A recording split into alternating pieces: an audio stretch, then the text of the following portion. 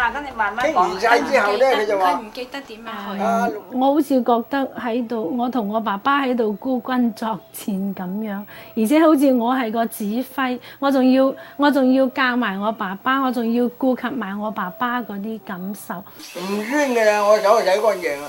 事情都嚟咗咯，能唔能夠好好地咁關照佢咧？咁我哋50年就開始結婚嘅啦嘛，我哋而家78歲嘅啦，咁長嘅感情個心點樣先至能夠使到佢即係話腦細胞死亡都唔好死得咁快啊！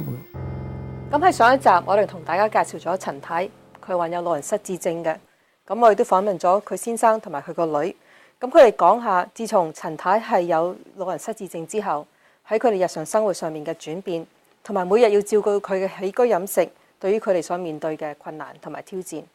咁我哋好多謝陳太同埋陳生同埋佢個女，係咁大方咁將佢哋嘅私生活公開俾大家，等我哋可以對於患有老人失智症嘅病人每日嘅生活嘅情況同埋照顧佢哋嘅困難俾大家知道。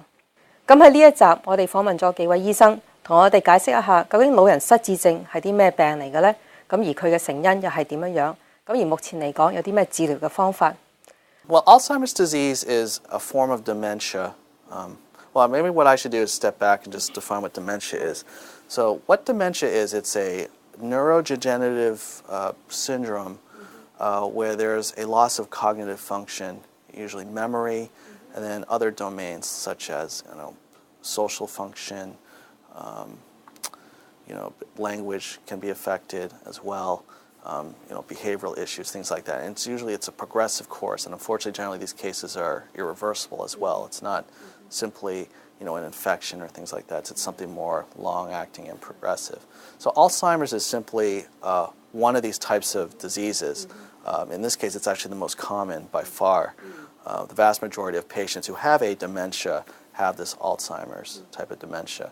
And the Alzheimer's just merely speaks to the underlying pathology of the disease that, for example, if you took the cells of the brain from patients who had Alzheimer's, you'd be able to see certain characteristic features. For example, something we call neurofibrillary tangles. You would see that. So that would distinguish itself from certain other types of dementia, which would have different types of markers under the microscope. 咁發現佢嘅時候咧，就同佢睇醫生，咁醫生咧就話佢係失憶啦，老人痴呆啦咁，我心就好痛心，我覺得好唔即係個心好唔舒服，咁就疑得有咩藥咧，有咩嚟到美國係咪能夠醫得佢好咧咁，但係睇下你根都醫唔到啦咁所以我心就好亂嘅，個心好即係打擊好大嘅。老人失智症咧有好多原因嘅，第一個咧就個人嘅腦細胞咧過咗50歲之後咧，過55歲之後咧就好似即係最低限度新嘅細胞生出嚟就比較緩慢啦。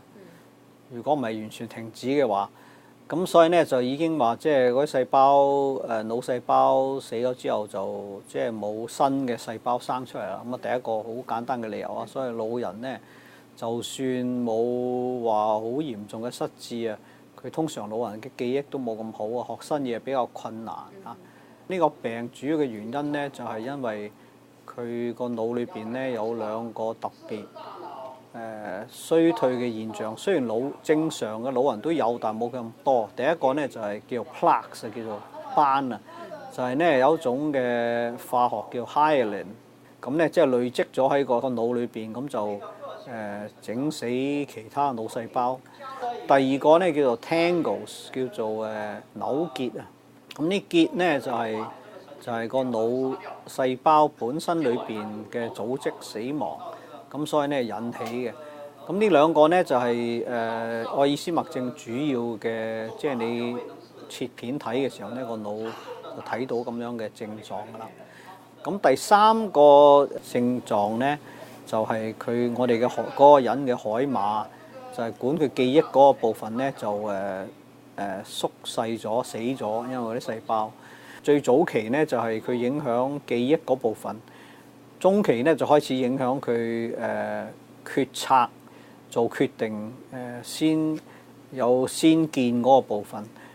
晚期呢，就連佢嘅情緒其他嘅功能都開始影響，咁大小便失禁啊咁樣啦。咁喺陳太嘅例子，佢嘅屋企人係點樣發現佢開始係患有呢一個老人失智症呢？咁喺最初嘅時候呢，陳太就唔記得佢自己幾多歲，咁而到後來佢亦都唔認得佢屋企人，仲成日問佢哋究竟你係邊個嚟㗎？咁作為屋企人，究竟我哋應該點樣做去察覺我哋嘅老人家係咪開始患有呢個老人失智症呢？ What I'm talking about is memory trouble that really affects that person's quality of life or ability to care for themselves. So it's one thing, for example, just to misplace your keys in the morning, for example. But it's another thing, say, turning on the stove and leaving it on and forgetting that you had it on in the first place. Those are the distinctions that I make, and I think it's important to identify trouble with memory that really could have put the patient in danger or their family in danger, and things that are just particularly concerning to them. Another thing I look for also is personality changes. Often with dementias, patients often become more withdrawn. They can look like they're more depressed. Sometimes it's also the other way. Sometimes they can actually act more inappropriately, sexually more aggressive, for example, in some cases, or they just may say things that are just completely inappropriate to the context, swearing, or just things that most people who don't have these types of problems, they have that filter that they know not to say things. If you don't have anything nice to say, don't say it. That kind of thing. So I just look for these kind of behavioral and memory changes that are really impacting the patient's ability to take care of themselves, do their activities of daily living, or interact with other people in a socially appropriate manner. I think those are the things I look for. 我哋最簡單嘅測試呢有幾個，一個呢就係請佢喺30秒內或者1分鐘內呢盡量將動物有幾多個動物嘅名講得出嚟，譬如貓、狗、豬、牛、羊嗰啲講得多，咁你話講半分鐘之內講到15個嘅呢，就通常我哋都認為可以啦。你嗰15個即係講得2、3隻咁啊，一定係出事噶啦。咁第一個咁啊，第二個呢叫佢畫個鐘咯，即係你叫佢話嗱，不如你而家畫個鐘，畫10點搭4咁樣，或者10點搭3咁樣嚇。咁佢畫，咁如果畫到呢，就通常都即係你或者冇咁緊張先啦。第三個呢就叫佢計錢咯，即係你話嗱，我而家俾3蚊你找翻7毫半紙俾我咁樣之類啊。第二即係比較最簡單最多人用嘅呢，就叫 MMSE 啊，嗰個叫做 MMSE Mini Mental Status Examination。咁而家呢就大陸又翻咗做中文，香港又翻咗做中文，即係應該呢就可以普遍使用噶啦。嗰個呢就有19題啊，好似如果冇記錯。咁譬如好似問佢即係今日嘅日子係咩啊？即係叫佢將100一路減7啊咁嚇，100減7一路減落去啦咁樣，100減7係93，93減7係86咁樣，叫佢一路減落去。咁啊問佢即係一啲日常嘅常識啊，譬如好似喺美國問佢總統係邊個，喺中國你都可以問總統啊，香港或者問佢特首係邊個咁之類咯，即係一啲基本嘅常識啊。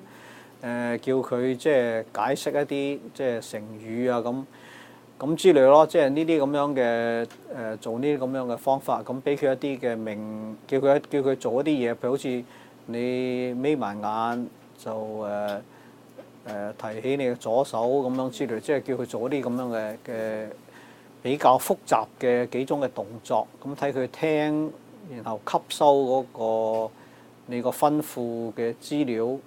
佢係咪可以吸收得到、記得住咁樣啊？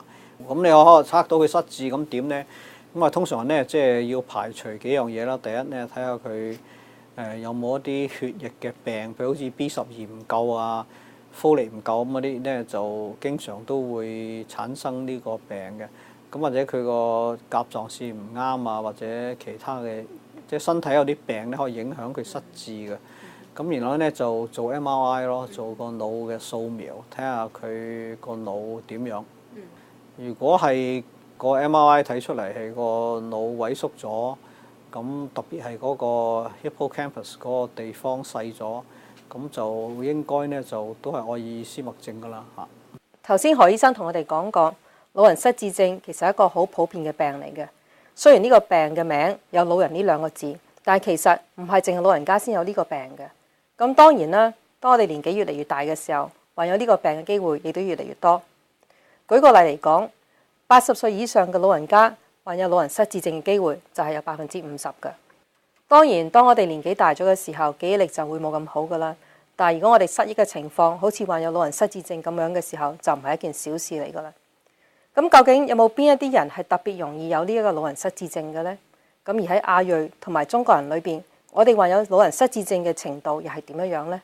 One thing that we found that with Alzheimer's is that for whatever reason, patients who have a higher education level tend to if they do get Alzheimer's, tend to get it later in life, or it seems to be a higher education tends to be more of a protective feature for Alzheimer's.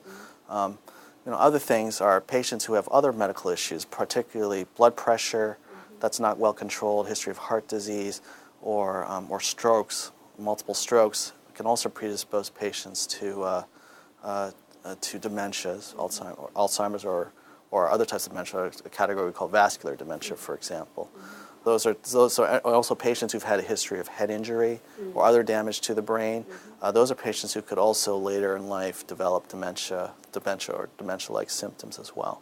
I think it's more severe head trauma which leads to multiple concussions, for example, or skull fractures, things like that. Things that really could cause structural damage to the brain or scarring to the brain. Those are things I'd be worried about, especially if it was on a repeated basis. But Asians seem to have still a slightly decreased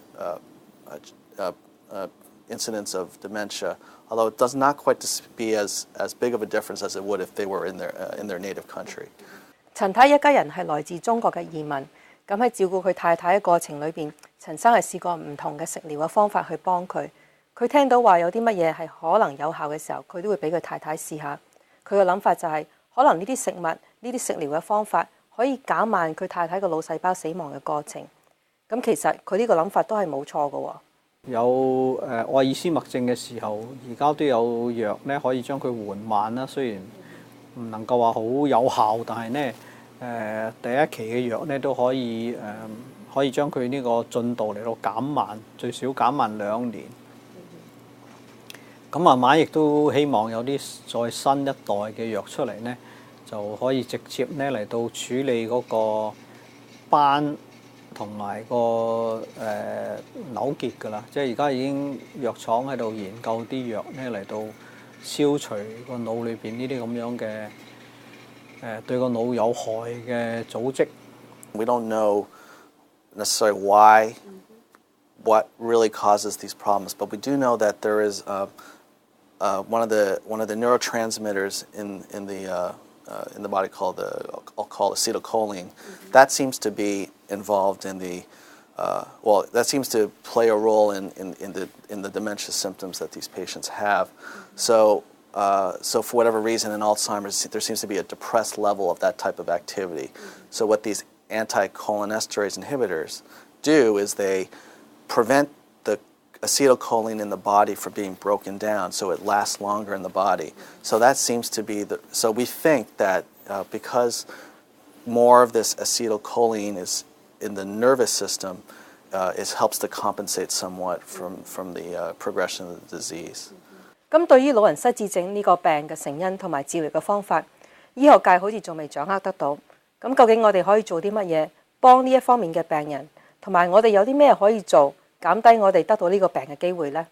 分幾方面啦，第一呢，就你盡量幫助佢嘅生活能夠正常先啦。譬如好似俾佢有啲提醒啊，咁即係譬如有啲人建議即係寫個大字話俾佢聽，即係今日禮拜幾啊咁樣，即係俾佢有啲少少都知道自己喺一個咩嘅環境裏邊啦咁即係盡量叫佢生活都係正常化啦，有人幫助佢起居飲食啊咁樣嚇，咁嗰個好緊要啊，即係幫助佢生活嘅質素。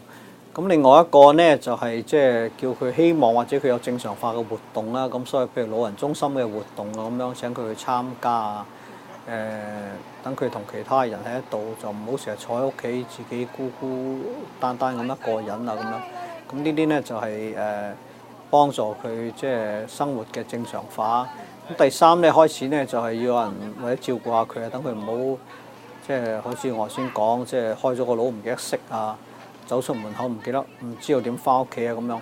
咁你就要有啲諗法噶咯。如果佢一定要自己出街，咁你或者喺身上邊寫張紙話俾人聽，即係佢係住喺邊度嘅咁樣，有咩事打電話俾邊個咁樣。